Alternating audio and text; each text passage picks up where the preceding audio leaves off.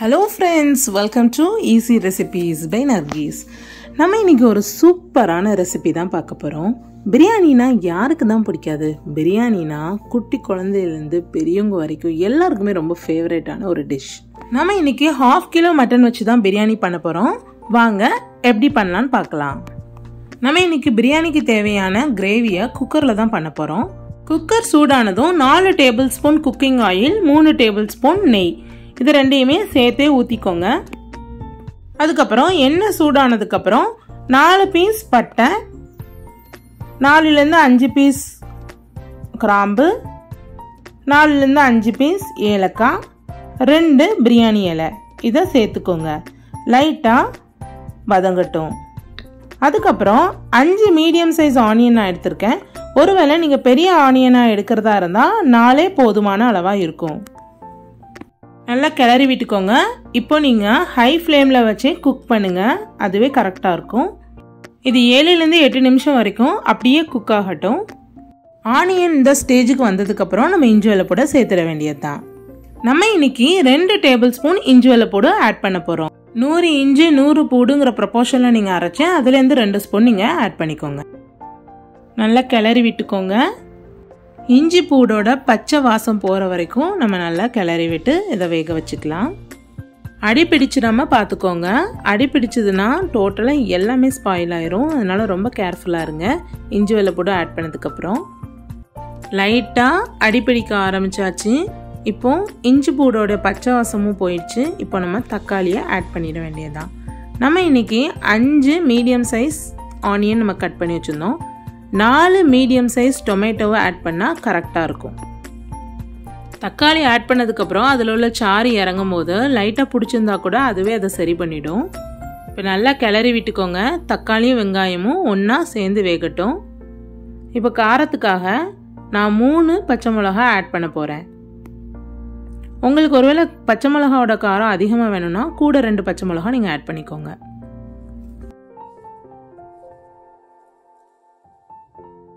இப்போ தக்காளி நல்லா மசிஞ்சு வர ஆரம்பிச்சிருச்சு. இப்போ மல்லி புதினா 2 நம்ம ஆட் பண்ணிடலாம். 1 கையளவு மல்லிக்கீரையும் 1 கையளவு புதினாவும் நம்ம ஆட் பண்ணிடலாம். புதினா எப்போவுமே ரொம்ப அதிகமாக ஆட் பண்ணிடாதீங்க, இல்லைன்னா கசப்பு தன்மையை கொடுத்துரும். இப்போ நம்ம பிரியாணிக்கு தேவையான மசாலா ஆட் பண்ணிடலாம். 1 டேபிள் ஸ்பூன் மிளகாய் தூளும் 2 டேபிள் ஸ்பூன் காஷ்மீரி மிளகாய் தூளும் நம்ம ஆட் பண்ணியிருக்கோம். நான் கலருக்காக காஷ்மீரி மிளகாய் தூள் யூஸ் பண்ணியிருக்கேன். ஒருவேளை உங்கள்கிட்ட காஷ்மீரி மிளகாய் தூள் இல்லைன்னா நீங்கள் சாதா மிளகாய் தூளை நீங்கள் ஆட் பண்ணிக்கோங்க. அதோட 2 டேபிள் ஸ்பூன் பெருஞ்சீரகத்தூளும் நம்ம ஆட் பண்ணிக்கலாம். அப்புறம் தேவையான அளவுக்கு உப்பு. இப்போ நல்லா கிளறி விட்டு வேக வச்சுக்கோங்க. காஷ்மீரி மிளகாய் தூள் நம்ம ஆட் பண்ணனால கலரே ரொம்ப சூப்பராக இருக்குது. பார்க்கவே சக்கச்சவேர்னு இருக்குது.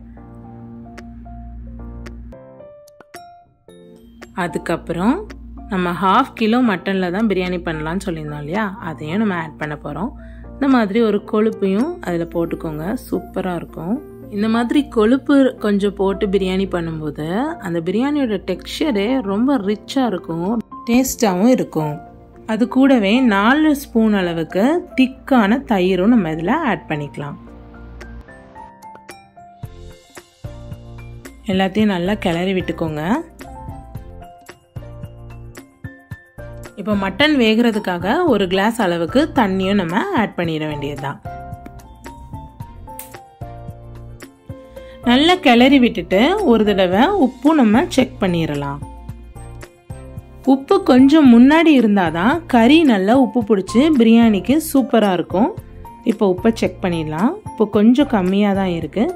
தேவையான அளவுக்கு நம்ம உப்பு இதில் இன்னும் 1 டேபிள் ஸ்பூன் ஆட் பண்ணிடலாம். இப்போ மறுபடியும் ஒரு தடவை கிளறி விட்டுட்டு குக்கர் மூடி போட்டு மூடிட வேண்டியது தான். மட்டன் மொத்தம் 4 விசில் வச்சா போதும். முதல் விசில் ஹை ஃப்ளேமில் இருக்கட்டும், மற்ற 3 விசிலுமே லோ ஃப்ளேமில் இருந்தே வேகட்டும். அப்போ தான் கரெக்டாக இருக்கும். விசில் அடங்கினதும் இப்போ நம்ம இதை ஓப்பன் பண்ணி பார்த்துடலாம். ஃபஸ்ட்டு நல்லா கிளறி விட்டுட்டு ஒரு மட்டன் பீஸ் எடுத்து நம்ம செக் பண்ணி பார்த்துடலாம். மட்டன் சூப்பராக வெந்திருக்கு. இப்போ நம்ம மறுபடியும் இதை ஒரு பிரியாணி பேனில் மாற்றிடலாம். எனக்கு குக்கர்லேயே பிரியாணி பண்ண முடியாது. குக்கர் வந்து சின்ன குக்கராக இருந்ததுனால நான் பிரியாணி பேனுக்கு மாற்றுறேன். ஒருவேளை உங்களுக்கு குக்கரில் பண்ண முடியும், பெரிய குக்கராக இருந்ததுன்னா நீங்கள் அதிலே பண்ணிக்கோங்க. நம்ம இன்றைக்கி 1/2 கிலோ மட்டனோட 4 கிளாஸ் பிரியாணி அரிசி வச்சு தான் நம்ம பிரியாணி பண்ண போகிறோம். 1 கிளாஸ் அரிசிக்கு 1.5 கிளாஸ் தண்ணி கரெக்டாக இருக்கும். ஏற்கனவே மட்டனோட நம்ம 1 கிளாஸ் ஊற்றியாச்சு. இப்போ நம்ம 3 கிளாஸ் ஊற்றியாச்சு. இன்னும் 2 கிளாஸ் பாக்கி இருக்குது. அந்த 2 கிளாஸ் தண்ணியுமே வந்து மட்டன் வேகும்போது அதுலேருந்து விட்ட தண்ணி கரெக்டாக இருக்கும். அதனால நம்ம 3 கிளாஸ் தண்ணி மட்டும் ஆட் பண்ணால் போதும். உப்பு செக் பண்ணிக்கோங்க. உப்பு கண்டிப்பாக கொஞ்சம் முன்னே தான் இருக்கணும். அப்போந்தான் பிரியாணி சூப்பராக இருக்கும். நல்ல கொதி வந்தாச்சு. இப்போ நம்ம ஊற வச்சிருக்கிற அரிசியை இதில் நம்ம ஆட் பண்ணிட வேண்டியதுதான். கொதி வர்றதுக்கு முன்னாடி நீங்கள் அரிசியை இதில் ஆட் பண்ணிடாதீங்க. அரிசி ஒரு மாதிரி பொதுமுன மாதிரி ஆயிடும். அது நல்லாவே இருக்காது பிரியாணிக்கு. அதனால இந்த தப்பை எப்போவுமே செஞ்சிடாதீங்க.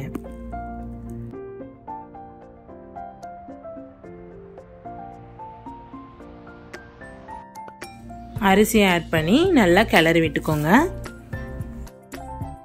நம்ம 20 நிமிஷம் போல் அரிசியை ஊற வச்சதுனால அது நல்லா பொதுமி போய் இருக்கும். இப்போ நம்ம கிளறும் போது மெதுவாக தான் கிளறணும், இல்லைன்னா கண்டிப்பாக அரிசி உடைஞ்சிடும். நல்லா சூடாகி பபிள்ஸ் வர ஆரம்பிச்சிருச்சு. இப்போ நம்ம ஒரு மூடி போட்டு மூடி வச்சிட வேண்டியது தான்.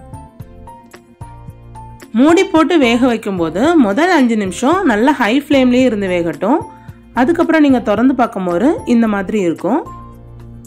லைட்டாக ஒரு தடவை கிளறி விட்டுட்டு மறுபடியும் ஒரு 5 நிமிஷம் மூடி போட்டு வேக வச்சிடலாம். அப்போ நம்ம மீடியம் ஃப்ளேமில் வச்சா போதும்.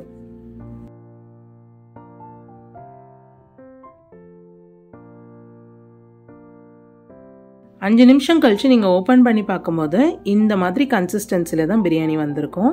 பாருங்கள், அதிகமாக தண்ணியே இல்லை. இப்போ நீங்கள் லைட்டாக கிளறி விட்டுட்டு 20 மினிட்ஸ் நீங்கள் தம்மில் வச்சுருங்க. உங்ககிட்ட தோசைக்கல் இருந்துச்சுன்னா நீங்கள் தோசைக்கல்லே தம்மில் வச்சுக்கோங்க. ஃபர்ஸ்ட் தோசைக்கல்லை நல்லா ஹீட் பண்ணிக்கோங்க. நீங்கள் தம்மில் வைக்கும்போது லோ ஃப்ளேமில் வச்சு நீங்கள் தம்மில் வச்சுக்கோங்க. ஆனால் நான் இன்னைக்கு தோசைக்கல்ல தம்மில் வைக்கல, ஸ்டவ்லேயே தான் வைக்க போகிறேன். நல்ல லோ ஃப்ளேமில் வச்சு நான் 20 மினிட்ஸ் தம்மை வச்சு எடுத்துக்க போகிறேன். வாவ், பிரியாணியோட ஸ்மெல், அதோடைய டெக்ஸ்சர் எல்லாமே ரொம்ப பெர்ஃபெக்டாக வந்திருக்கு. பாருங்கள், ரைஸ் எதுவுமே உடையலை, கரெக்டான பதமாக வந்திருக்கு. கண்டிப்பாக நீங்கள் எல்லாருமே இதை உங்கள் வீட்டில் ட்ரை பண்ணி பாருங்கள். அண்ட் இந்த வீடியோ உங்களுக்கு பிடிச்சிருந்தா ஈஸி ரெசிபீஸ் பை நர்கிஸை சப்ஸ்கிரைப் பண்ணுங்கள். Thank you so much.